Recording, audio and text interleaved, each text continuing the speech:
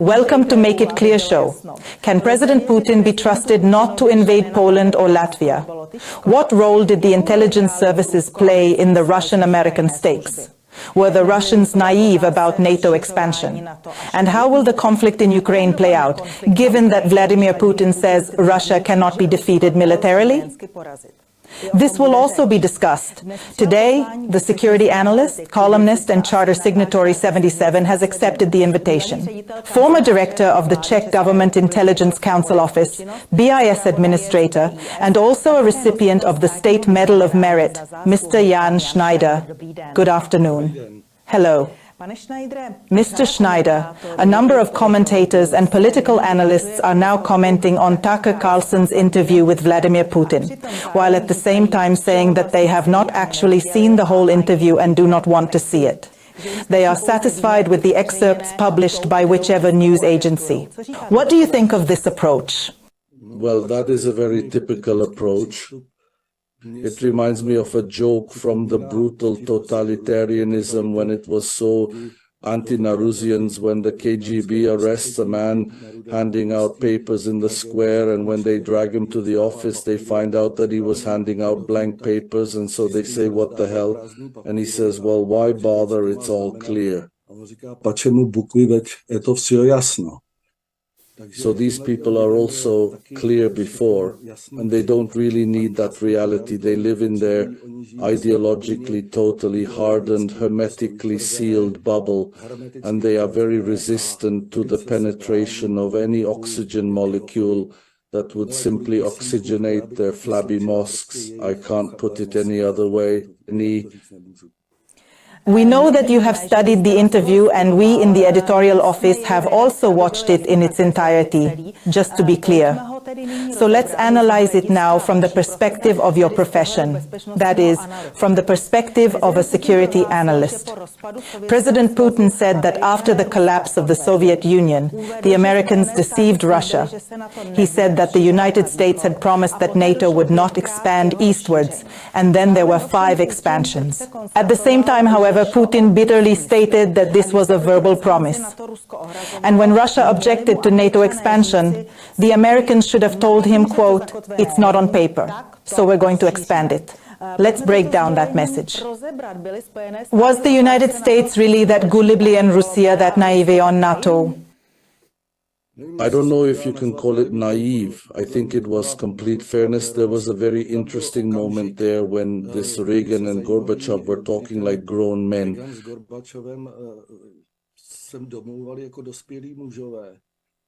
And Reagan actually probably already suspected how he had been hideously cheated with the Star Wars that the United States had spent an insane amount of money on, and it hadn't really worked at all. It was just a fling. By the way, Mr. Bittman, in his book International Information, which is in English but almost unavailable, writes about the fact that in the test of those Star Wars, the rocket that was shot down attracted the rocket that shot it down. So it was just a whole big hoax, and they found out that actually grown men were taking care of the real problems, and that weaponization, that it was actually an anti-civilization phenomenon. So it was such a big, very dignified, so to speak, in that history of the 20th century and in that moment and among civilized nations, that an oral promise, and it's in our criminal code as well, that an oral promise is as valid as a written promise. So if somebody doesn't keep their word, it's hard to assume that they would keep anything in writing. For the United States, international commitments are just a piece of paper. And if you look at the basic NATO document, which is the Treaty of Washington, as taught by Miroslav Poloreich, the intelligence and diplomatic expert, there is only one commitment, and that is in Article 1, that NATO is committed to resolving all disputes peacefully. The NATO signatories and such more aggressive ones say, well, yeah, so it's just paper, times are different now, and so on. So to argue that the pledge wasn't made on paper is completely believable, disingenuous, and generally just shows the crooked nature of the people who are just using this. That's where I think it's good to change the context that the expansion of NATO was seen as a mistake by, for example, George Kennan, the author of that theory of containment of communism, Merzheimer, Jeffrey Sachs, Kissinger, Brzezinski, just the whole George Friedman, the whole plethora of geopoliticians, geoanalysts, said that it was just, Kennan even said that it was the biggest mistake, like in the history of the second half of the 20th century, in the history of the United States. So the NATO expansion, the non-expansion of NATO was very logical, and when it was promised, I think there was very good reason to believe it. But then there was just a different set of people who threw in the pitchfork. I would like to ask you, looking back on your years in the security service and your role as a security analyst, what were you saying to yourself at a time when, contrary to that promise, NATO was actually beginning to expand, including, therefore, our country? It was a kind of, I would say, adolescent wish of many politicians who had not seen the consequences, had not studied actually the trajectories, the latest trajectories of NATO development, and fulfilled a bit of a childhood dream. It was something similar to the European Union, which we entered into, and we imagined a little bit differently, and we just didn't see the horrible development similarly with NATO. So it was a mistake. It was a mistake, let's say, understandable. As far as the Czech Republic joining NATO, I think it was even tolerable from the Russian side. But the one when NATO actually started contacting the Russian borders, that was long over the line. And what a lot of people are parroting, that every state has the right to do what it likes, doesn't apply here, because they're only saying half of the geopolitical principle, that every state has the right to do what it likes, taking into account that a neighboring state should not feel threatened in its security. That's the whole sentence. And NATO was just doing everything it could to provoke the Russians. If you take that, it was a pretty inconsistent action. And then when the biolabs were discovered in Ukraine, when the president of the International Atomic Energy Agency, Rafael Gross, then said that there were 30 tons of plutonium in the Zaporozhye plant, which is absolutely absurd. Ukraine gave up its neutrality, which it had in its constitution, so there was a whole series of leaving aside the provocation by the Russians, by the suppression of the Russian language, the suppression of the rights of the Russian-speaking population, the banning of competing political parties, the restriction of the media, not to mention the huge decline in neo-Nazism, which was noted by prestigious magazines in the United States. This is simply not Russian propaganda, it is objective fact, or Russia was indeed being deliberately provoked. Neonacismu, které konstatovali prostě prestižní časopisy Spojených států, to není prostě žádná ruská propaganda, to je objektivní fakt, čili Rusko skutečně bylo cíleně provokováno. If you allow me, I will take the conversation further in line with what President Putin said, so that we can analyze what was said there. So, in the context of the Russia-Ukraine conflict, Vladimir Putin identified the year to 2008 as an important year when NATO declared that the door was open to Ukraine and Georgia. Vladimir Putin said that Germany, France, and other European countries seemed to be against it at the time. But he also pointed out that later it turned out that the Americans had put pressure on them, and those countries agreed. Was that the case, or was it not? I think it was absolutely outrageous on the part of the Ukrainian representation, because in the year 2008, Ukraine was a neutral state with a constitution, or any negotiations to join NATO were unconstitutional. That is hardly ever emphasized. Ukraine received its guarantees of territorial inviolability as a neutral state.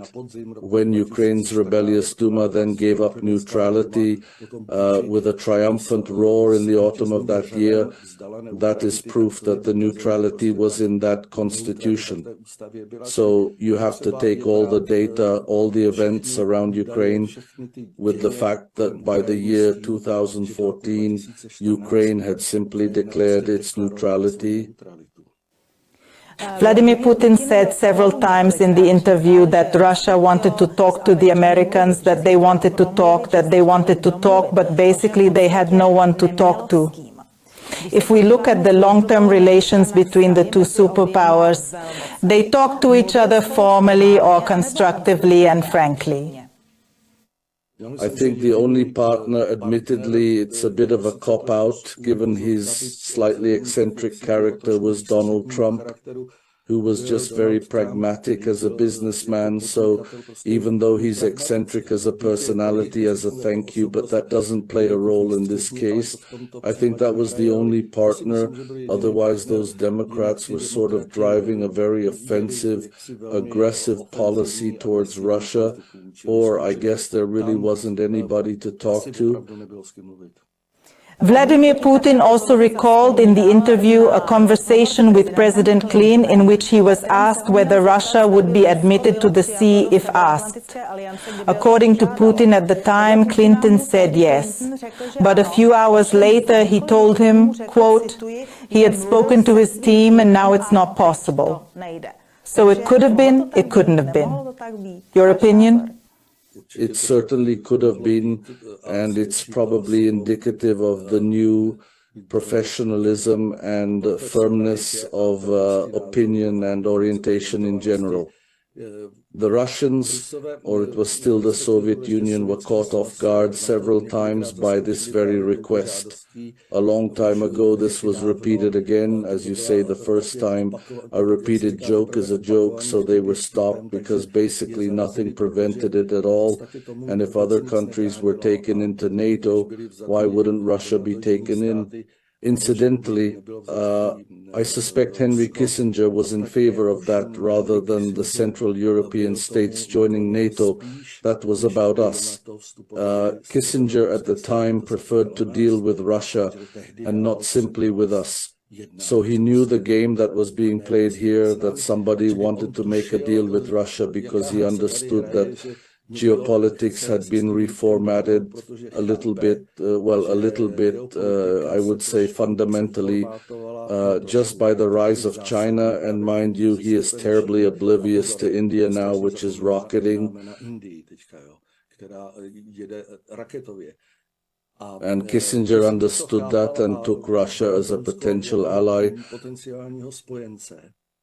which is, I think, geopolitically, history will show that that view was correct.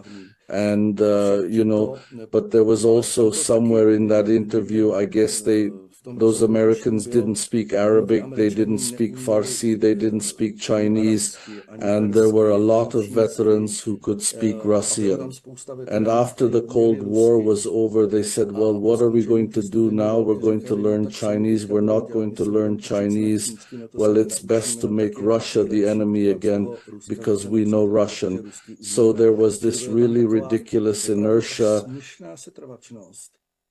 which led to the U.S. intelligence services deciding to target the former Soviet Union, Russia, and completely ignore the whole geopolitical development, which I think is a fatal mistake for years to come.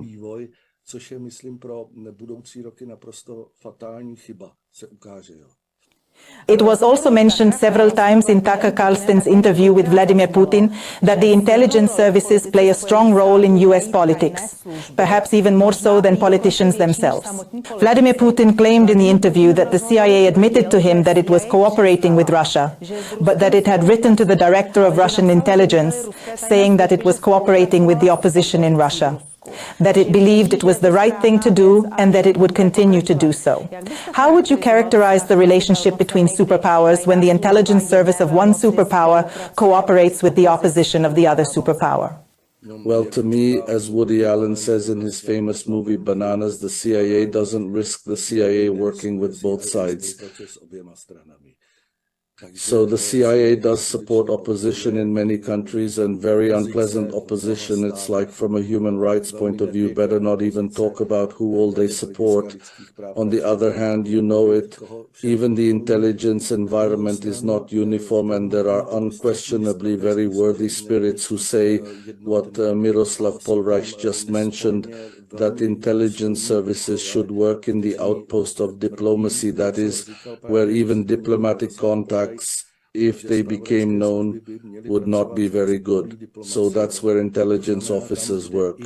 And I think this is a very, to me, almost key issue in that conversation, when the old administration, the old intelligence veteran Putin just admits that those intelligence services are in touch. To me, that's a great hope. Starý zpravodajský veterán Putin prostě přizná, že ty zpravodajské služby jsou v kontaktu. Pro mě to je veliká naděje. Because here it's not CIA and Russian opposition contact, it's CIA and Russian intelligence contact. And these people suspect, they suspect very well this melting escalation, where it would lead, and how terribly dangerous it is. So at this point, I think it's an awfully interesting signal where reason could regain sort of its lost role in international relations.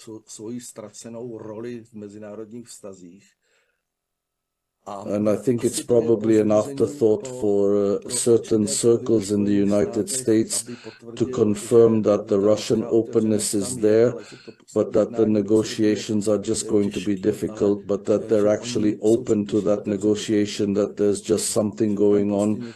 To me, that's kind of a hint of something that's probably not good to presume too much, because we're not sort of at home in this, but I don't want to use the word signal, but it's a very good hint that there was still that hope left. Nechci použít to slovo signál, ale je to velmi dobrý náznak, že ještě ta naděje zbývá. Let us now turn to Ukraine itself. Vladimir Putin claims that it all started about 11 years ago, when Ukraine started to deal with the question of association with the European Union. At that time, Ukraine had a free trade area with Russia, and if it had concluded an association agreement with the European Union, Russia would have been flooded with EU goods through that very agreement. At that time, Russia should have said that in the event of an association agreement, it would effectively cancel the free trade agreement with Ukraine.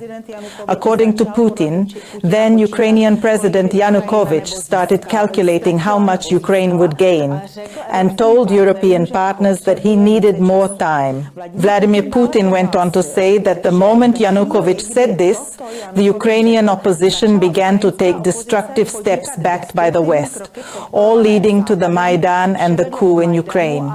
Was that true, or was it not? I think that the skeleton is absolutely correct, because Yanukovych's calculation was very much on the mark. He calculated it very well. The Russians knew that they would end up, as we are basically ending up, awash in very poor quality but massively underpriced and very dumped Western production. We're liquidating our food, manufacturing industries, it's hitting agriculture, and it's basically a kind of conquest at countries by peaceful means.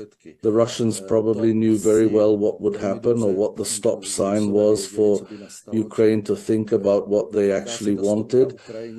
It must be said that Ukraine at that time benefited enormously from very cheap Russian gas, energy in general, plus the transit, or they really had nothing to complain about economically. The interconnectedness of Ukrainian and Russian industry was great, so it ensured economic stability there in the long term. So the tempting offer from the West was basically destructive, and it was only right that Yanukovych refused it. Incidentally, this aggressiveness was evident from what happened on the Maidan, and it is extremely interesting, by the way, that to this day, Ukraine, despite the fact that nothing has prevented it from doing so, has not investigated what actually happened on the Maidan, because that would be a very unpleasant discovery. Similarly, they have not investigated the massacre in Odessa, where almost 50 people were burnt to death, which was one of the most heinous crimes ever committed in the 21st century, and they have not investigated it either because it would actually be directed at their own ranks. So there you can see that the aggression from the West was first anointed with honey, that there were honeyed words about how Ukraine is going to do well, but it was really aimed at sort of the economic conquest of Ukraine, which is conquest in hard and fast terms, or they want to own it. And about a third of the Ukrainian black land no longer belongs to the Ukrainians. And of course, all those debts for arms supplies are written on their futures as a debt, and then they're going to count it, or when there's some kind of peaceful solution, the Ukrainians with.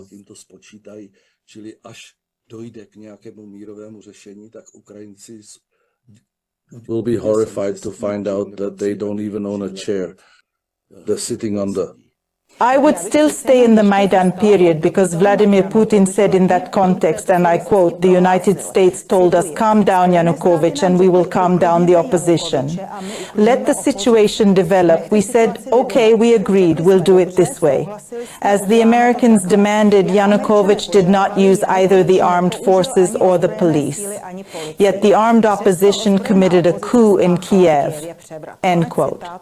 According to Vladimir Putin, this coup was engineered with the support of the CIA. Again, your worthy explanation, was it not?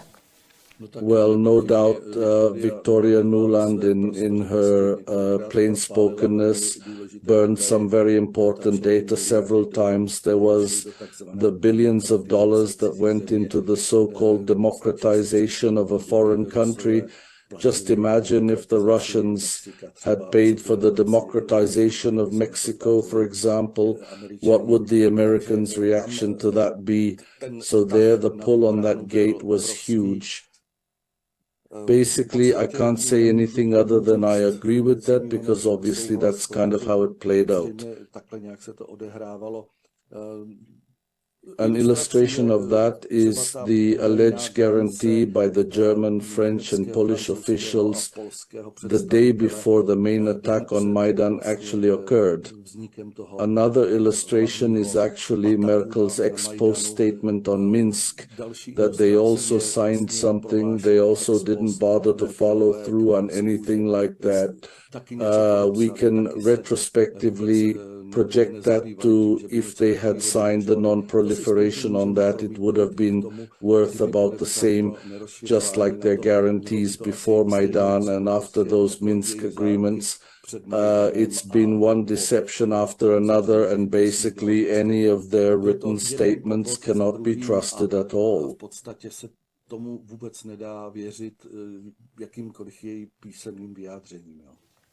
Vladimir Putin also said in that interview, just in the context of the Maidan, and as he says, the coup in Ukraine, quote, "It was culpable negligence on our part.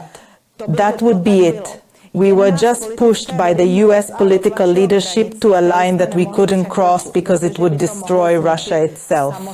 Say, wasn't it somewhat, I don't want to say naive at the time on Russia's part, but maybe that's why you'll have a different word.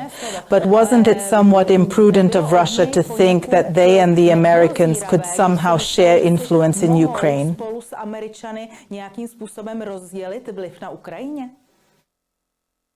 It was probably pragmatic, it was probably an attempt to make some very sort of ideological solution. Just the cards are dealt, the troops are standing where they are, so let's try to calm things down and not piss each other off further, but they're actually naive there, I don't know.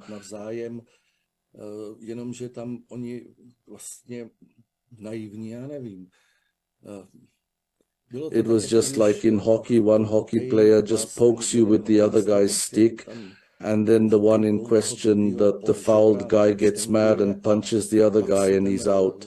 So that's the way I take it. It's just that the United States has been constantly putting pressure on that Russian for 30 years.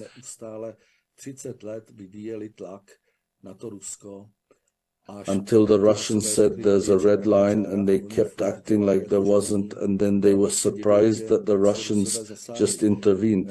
There's a question there too, the historical fluency. I was kind of amused by that parallel. Putin is giving some historical excursus. We may agree with him, we may not. I was wondering if an American president would be able to give a similar excursus about the history of the United States. The apartment is 1,000 years shorter. About our president, well, we'd rather not elaborate on that.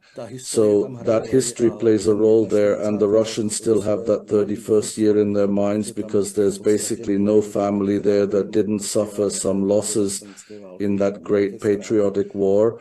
And Putin just didn't want to come to that. They hadn't defended themselves once before in a similar situation. It's just that Stalin was still doing everything he could not to provoke that Hitler, and it didn't turn out well. So Putin tried. They had two options, and they were both bad. Putin tried the second one because objectively, when you take it, all the signals, when you line them up chronologically, really 30 years of systematic pressure on Russia has produced this result, and Kissinger knew it. He predicted it simply. Nobody can say that this is only Putin's opinion. It's simply, I would say, it's very close to an objective assessment. You mentioned the Minsk agreements a moment ago. Vladimir Putin also touched on them and said in the interview that the former leaders of Germany and France basically never wanted to abide by them, and that they all wanted to solve the problem only by military force. Vladimir Putin says that he believes that the war was started in 2014, and Russia's goal in 2022 of that special operation, as he puts it, was to stop the war in the Donbass. What do you make of that interpretation of the situation? I totally agree with it, because any first-year military school student knows that to derive the objectives of any military campaign from the forces and means used, and what Russia used in Ukraine was really not sufficient to occupy the whole of Ukraine, as many of our so-called experts simply suggest to Putin. They say, and it didn't work. No, he really didn't have it in the balance, because the targets and the means deployed simply matched the actual, as you say, the Donbass. The attack on Kiev, of course, was from a drawdown or to develop a front. And as Putin has repeatedly been very emphatic about, they pulled back from Kiev after the signing or after the Istanbul agreement, where actually the Ukrainian leader tentatively agreed to a peace settlement. And then this crazy Boris Johnson just poured in and just unleashed all of this. Boris Johnson is probably one of the biggest criminals just running around the globe at the moment. Boris Johnson je asi jeden z největších zločinců, který v současné době prostě běhají po země kouli. The Russian president has said that the special operation is aimed at denazification. He emphasized that several times in that interview and also explained why. After independence, he said, Ukraine began to search, as some Western analysts say, for its identity, and Vladimir Putin said they could think of nothing better than to build that identity on false heroes who collaborated with Hitler. The Russian president went on to say, quote, "These people have become national heroes in Ukraine. Memorials have been built to these people. They are depicted on flags. Their names are shouted by crowds that walk with torches, as they did in Nazi Germany. They were the people who exterminated the Poles, the Jews, and the Russians." Do you also see the situation in Ukraine through that lens? Absolutely, exactly. I'm terribly sorry about the hypocrisy of Europe, which is nowadays talking about the Holocaust again and just bringing up some memories. and putting up how much it cares about this memory so that it doesn't fit. And on the other hand, he suffers perfectly calmly from the marches of former SS men in Riga.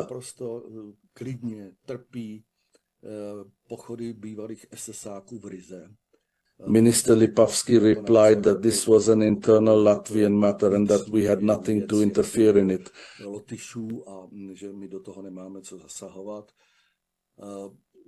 If they want to know about Bandera, they should ask the Poles.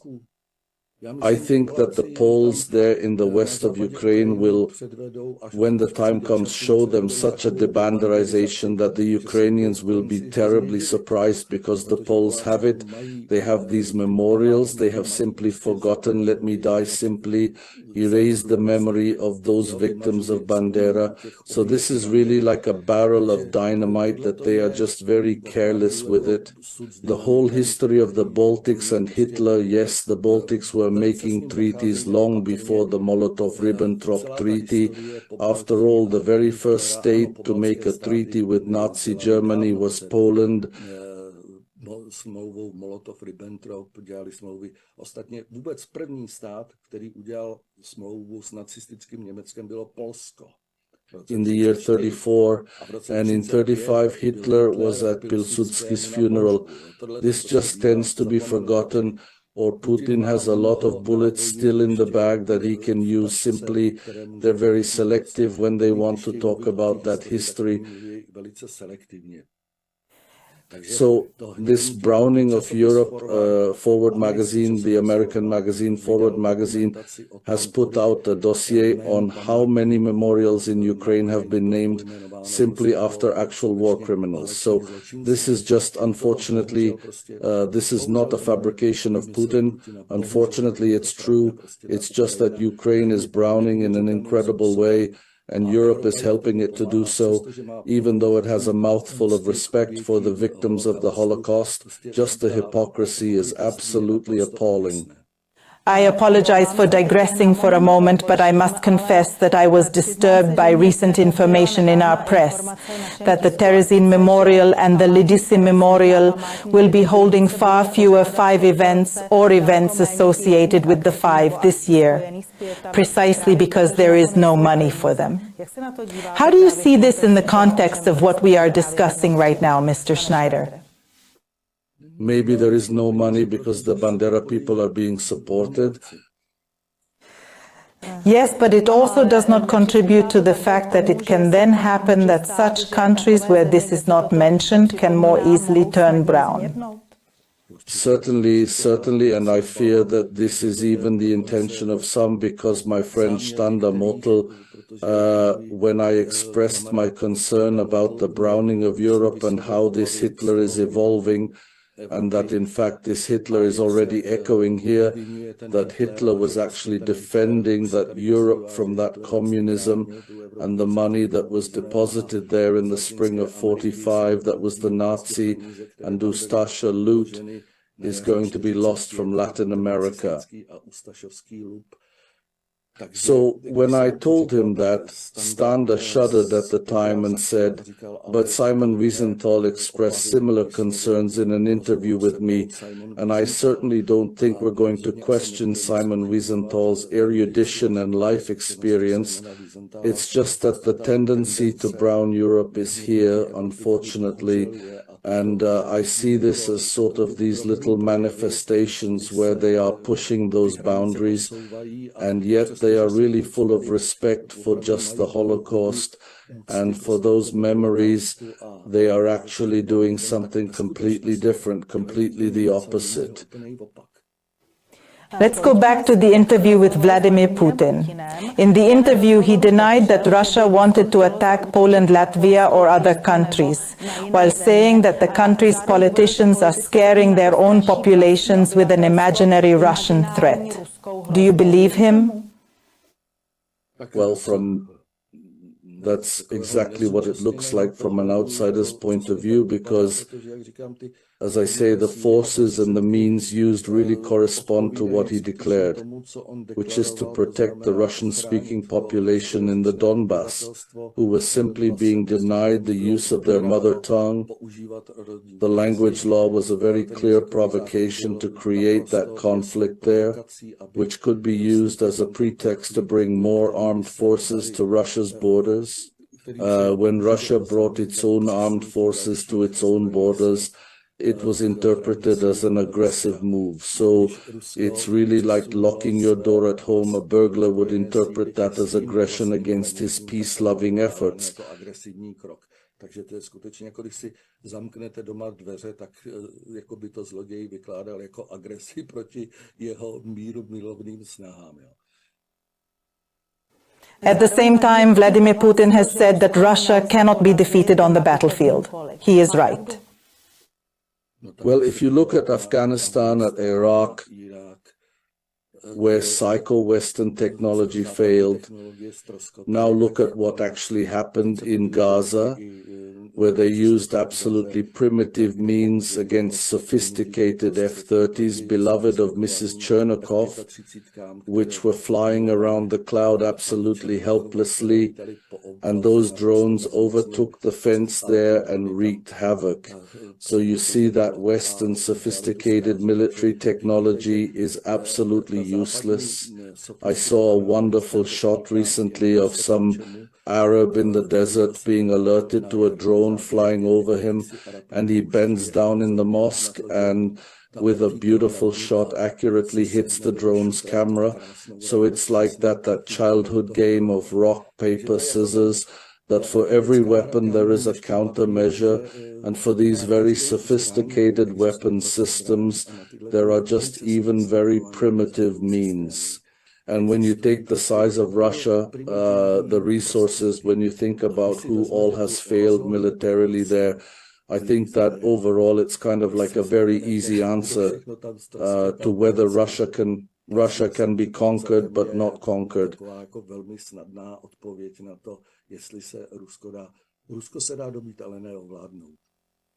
You mentioned during the interview that Vladimir Putin talked about history. I will add to that Vladimir Putin also talked about faith. It is not very common for presidents of great powers to make historical excursions in interviews and talk about faith. To what extent do you think this distinguishes Russia from other great powers? Well, I guess in China the question of religion is not a frequent policy issue. I'm not that knowledgeable. In Israel, again, it's like one of the fundamental issues to the detriment of the cause, of course. Well, the United States, if you take it, they have it on the banknotes. And young Bush, when he wasn't drinking, he was talking to the Lord God, who was giving him instructions on what to do. So I think this Putin was talking about religion in more of a cultural, historical sense. That's the background. I thought his reference to religion was quite fitting, and religion is part of the life of our civilization, and it just has to have its sort of appropriate role. It's a mistake not to mention it because it exists.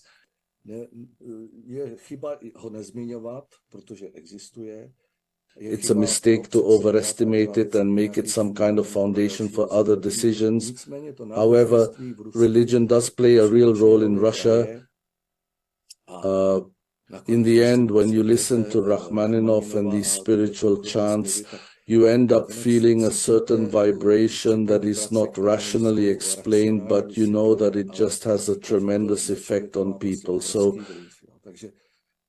I feel like he was talking about it in a sort of modest, discreet way, but that the power of that religion in Russia is probably greater than it seems.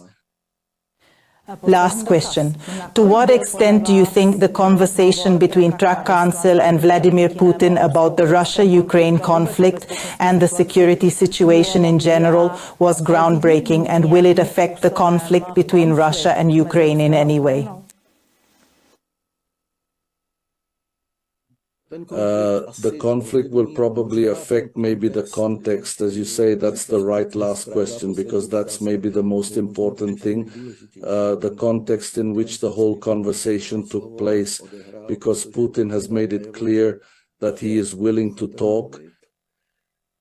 He's willing to talk to someone who has his respect, which is not everyone. So he's certainly not going to lose out on that, like a lot of hateful comments. And it certainly doesn't end with Mrs. Nemkova, because her statement today is really comical and speaks more about her. The point here really is that the Washington Treaty was created in that year of '94 as the basis of NATO, and it has in the first article simply that one commitment to negotiate, or he's actually complying with that basic NATO mission of wanting to resolve conflicts by negotiation, Putin, even though those conflicts have already occurred, but it's just never too late to negotiate. Konflikty jednáním. Byť už ty konflikty nastaly, ale prostě na to jednání nikdy není pozdě. And it's also, of course, some influence, indirect influence on this US election, because everybody who doesn't want to see further escalation of that conflict in Ukraine knows that that path is through Trump rather than through Biden. In the Russian election, of course, it will probably have some influence too. And the question now, and I'll come back to the Bandera thing because it's terribly interesting, if by any chance the removal of Zaluzhny is a condition for some peace negotiations, because Zaluzhny was photographed from the background. There was a photo of Bandera, and the comment was that Zaluzhny was always close to these right-wing sectors and these extreme circles. And if maybe the removal of this Zaluzhny opens the way for peace negotiations, because I can imagine certain circles would be bothered by simply this Zaluzhny's inclination to just these extremist Bandera, and that there's a bit of a purging of that spectrum of people that the West and the East would be willing to deal with. So this just struck me because I was very surprised by the photo where he declared just this affection for Bandera. So maybe these are the kind of baby steps that are contributing to Takže možná to jsou takový drobní krůčky, které přispívají k tomu, že sense that these negotiations to end the conflict could really be a matter of perhaps weeks, but months, certainly this year. Nejbližších, ne snad týdnů, ale měsíců, rozhodně tohoto roku. I thank you for the interview. I thank you for the invitation.